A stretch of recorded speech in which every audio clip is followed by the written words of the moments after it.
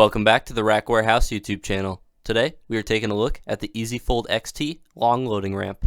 The long loading ramp for the EasyFold was designed to be used to load heavy bikes onto higher vehicles where the ramp supplied with the EasyFold may be too short, like in this case here with our truck.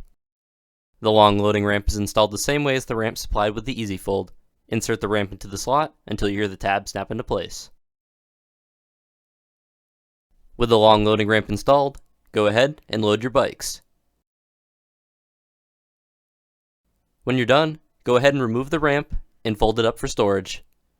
Thank you for checking out our video on the EasyFold XT long ramp. If you have any questions about the product, give us a call at 1-800-272-5362 or send us an email to info@rackwarehouse.com.